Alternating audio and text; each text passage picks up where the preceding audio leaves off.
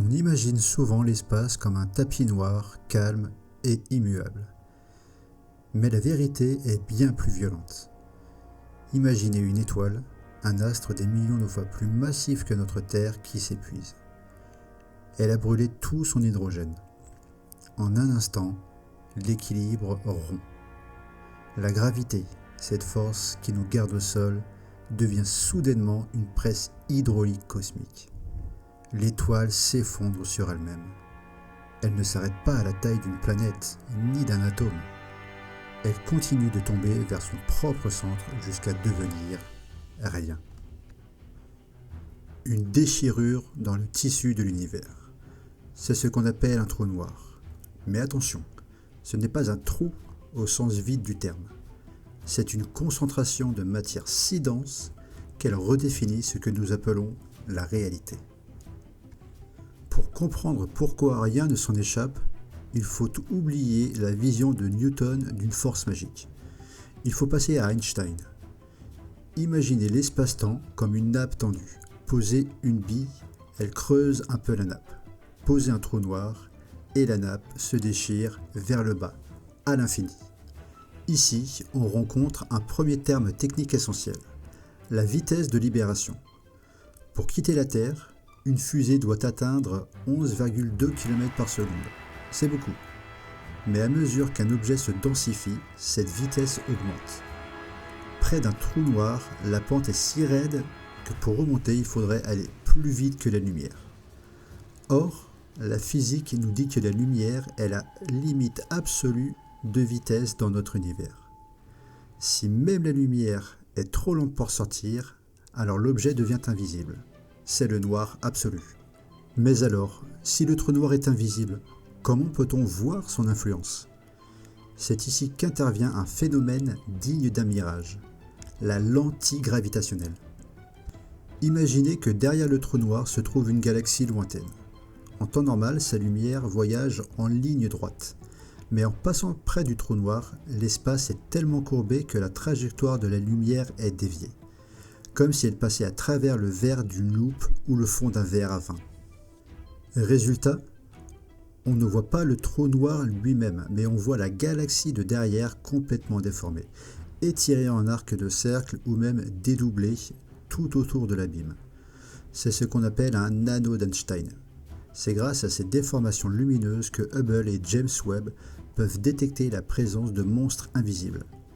Ils ne regardent pas l'ombre, ils regardent comment l'ombre tord la lumière du décor. Il y a aussi une autre limite invisible qui porte un nom magnifique, l'horizon des événements. C'est la frontière géographique du trou noir. Si vous restez juste devant, vous pouvez encore fuir. Si vous tendez la main au-delà, cette main appartient définitivement au trou noir. Mais c'est là que le côté didactique devient étrange.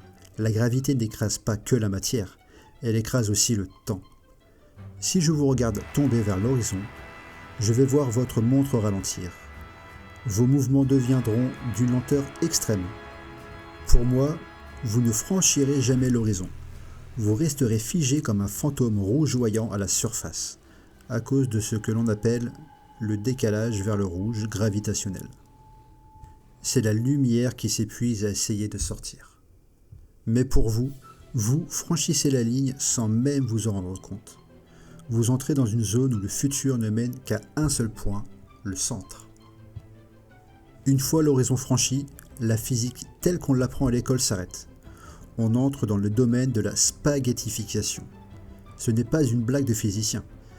Puisque la gravité augmente de façon exponentielle avec la proximité, si vous tombez les pieds en premier, vos pieds subissent une force d'attraction des milliers de fois supérieure à celle exercée sur votre tête.